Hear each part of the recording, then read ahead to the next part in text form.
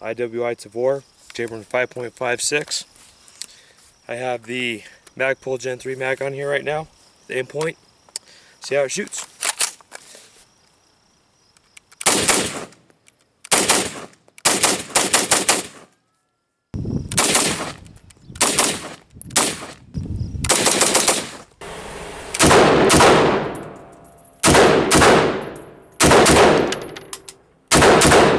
Alright, let's see if I can go 200 yards. Some pop bottles.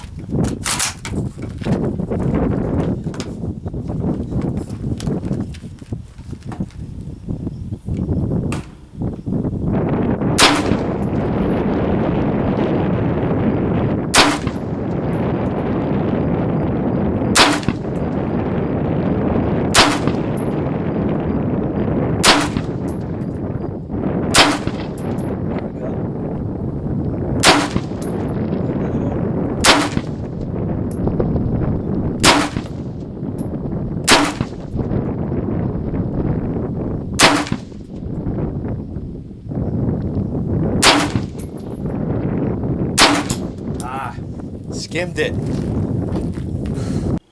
I've finally gotten around to doing a review on the Iwi Tavor. It is safe. It is clear. So this gun's been out for a while now. It's the updated version now is the X95. There's your bolt release there, just to let you know. Chamber 5.56, and it comes in different colors. It comes with FDE, which you see here, black and OD. It comes with different barrel length. This is 16.5 inch. It also comes in with an 18-inch barrel too. That has a bayonet lug, if that's something you're into.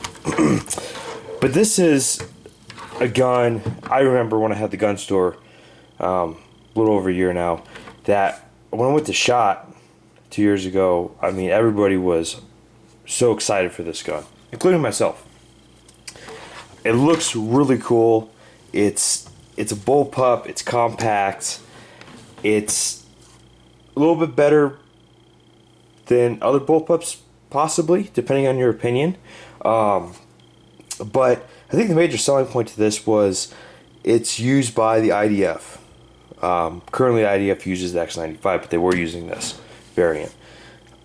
So a lot of people got really excited about that. The Israelis, they use very, very good weaponry. Now, in my testing of this gun,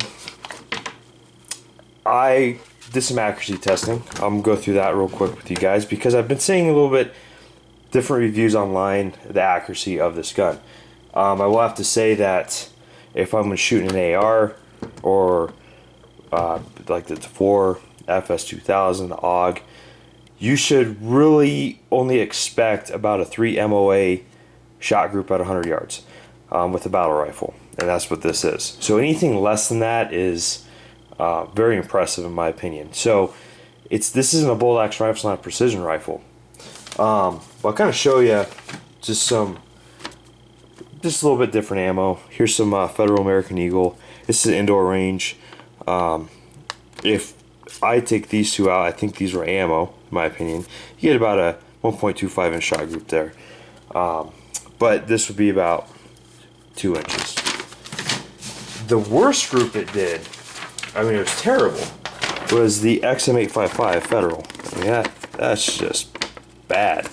That's almost over 3 inches there. It's just bad. It's 100 yards. I'll kind of show you the most impressive groups. I actually came with some PPU 75 grain Hotel Hollow points. Pretty decent. Not bad. That was me right there, but look at that group. That's great. Not bad groups at all, in my opinion. And that's with PPU. It's like $13 for a box of 20. Here's some. This is a Hornady Tap. 60 grain VMAX. Didn't do too well with that. So, yeah, it is what it is. In terms of it shooting all sorts of ammo, it pretty much did RPT, which is remand. It didn't do very well. I had a couple of light primer strikes, and I think that's more of the ammo, but that's the only malfunction really that I experienced out of this gun. So a lot of things I like so far about the gun. It's reliable. I've been shooting it just on the bench. I haven't like thrown it in mud or sand or water, but there's reviews out there that guys are doing that, and it didn't really perform that well. I can't say it firsthand that this gun won't be reliable in those conditions. I have no idea because I haven't tested it out yet. Controls are actually really user friendly. So if we're looking at this rifle here, so as you saw in the first part of the video, this is where you release your bolt. Right here is your magazine release, of course your trigger. So if you're used to AR-15, this will take you a while to get used to. One of the things I do like about this gun is everything is really right in here. Sure, you can. So this is another complaint guys are having about the Tavor that the X95 doesn't have anymore is this type of magazine release. But the reason I like it is you can come back and bump this and drop your mag. I personally like that. Can you accidentally bump your mag and just shooting the gun? It's possible. It depends. But I like that about this because everything is just right there. So, if you're shooting, you come back, just drop that mag just like that, which is really nice. Makes for very, very fast reloads. So it's accurate for what it is. It's not the best accuracy, but it's a battle rifle. It is what it is. Cosmetics, it looks great. I think it's a cool looking gun. It has integrated iron sights on the Picatinny rail. It's right here. Here's your front. And back here, here's your rear. The front has a tritium insert. I don't know if you can see that, but it's right there, which is really, really cool. These sights co-witness with my aim point, which is awesome. It has a rail right here for a flashlight. Not a great place for it, to be honest with you. It's a little weird. But if you see here, there's a button right here. And at one point in time, these are coming with a Mepro light, and this would be your pressure switch. But you can put a flashlight and put your pressure switch in there. That's totally fine. Aftermarket wise, you can take this off and you can get a key mod for it. It doesn't really interest me, to be honest with you. I like the gun the way it sits right now. So I don't think I'll go down that road. One of the biggest dislikes about this gun, in my opinion, is the darn trigger pull. It's just bad. It's just right there, you got a lot of take up. And it's just heavy.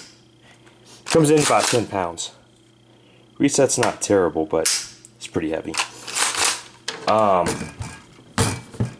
Another thing is the weight of this darn thing is pretty. It's a heavy rifle.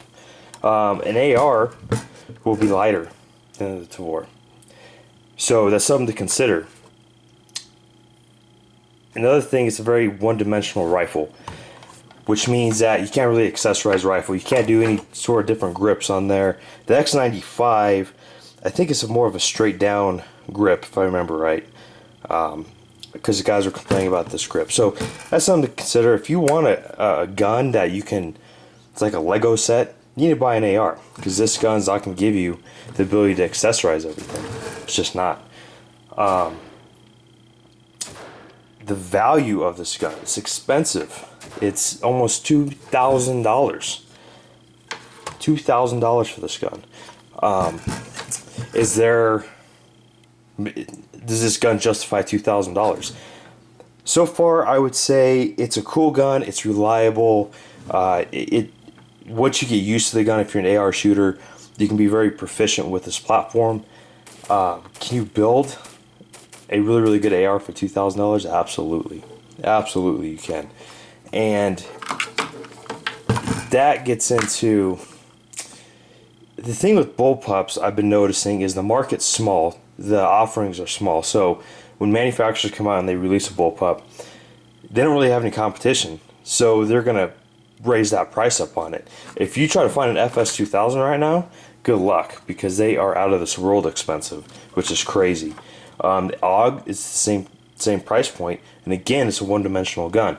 So bullpups are a different animal. They're not like an AR-15. You have to shoot a lot of rounds out of it to be proficient. It is what it is. So the one upside, though, is you can get with this gun, you get a compact platform, 16-inch barrel. So because of our unconstitutional NFA laws, to try to go with a 10-inch AR, you gotta do a tax stamp and you know, almost next to any more likely giving blood, you have to go get fingerprinted, photographed, just to exercise your right to have a short-barreled rifle. So something to consider. You'll get the overall length of a short-barreled AR in this platform. So if that's something you're looking at, consider the Tavor for sure. So if we go through kind of the front, here's your A2 per cage. Your threads 1/2 by 28. If you guys are on suppressors. Non-reciprocating charging handle here. Safety right there. Of course, your mag release, like I told you before. Flip this over. This is not to internally lock the weapon here. This is actually change out your barrel. So kind of a cool feature there. To field strip this gun, hopefully I can do it on camera without making myself look too dumb. You push this pin out. So if you have a tip of a bullet or a pen, which I have more readily accessible, you just push that in. That pin pops out. Of course, that comes out under pressure, and this comes out here. So, kind of similar to an AR, a little bit. But to take this down further, you're going to push this pin out, and that comes out, and you can take this, and your firing pin comes out. I was doing that on camera a little bit, and it took me a while. It's kind of a pain in the butt. It's not going to be as easy as an AR-15. So for you guys that are used to ARs, I can tell you that this is not as easy, to be honest with you, as an AR. Another thing too is this pin likes to go back in, so you gotta do that. Of course, back here, this comes in, goes in like that. You gotta press this, push your pin. Try to do it with one hand. There we go. Just like that. So, and then these two pins contain your trigger pack right there. So you just pop those two pins out, and trigger pack comes out. So this assembly field strip is pretty straightforward. It's not bad at all. I would have to say this compared to the AR, I think the AR is a little easier in my opinion. They're both easy. Of course, they're both battle rifles, so they design them to be field stripped easy and quickly, obviously. But it's not too bad. The sling I have on this bad boy is the MS3 Magpul. Of course, you have your QDs on here. They come standard with the Tavor. So my overall impression of this gun so far, it's been a lot of fun to shoot. I'm going to keep it in the collection. It's right now, it's by the bed. I have it loaded up. It's taken, in terms of magazines, a lot of guys are like, well, the Magpul mags don't drop free, which is actually, that is true. And what happens is the Phillips on the Magpul mags start to expand, especially if you have your mags loaded down. But other than that, I mean, it's taken everything. USGI, this is a Gen, I believe this is Gen 2 mag there. This is the new Gen 3, the ones that can be dyed. Right now it's like a gross sand color. It's weird, I don't know. Some steel mags, C Products, takes those. Lancer mags, takes those. Great mags, by the way, love them.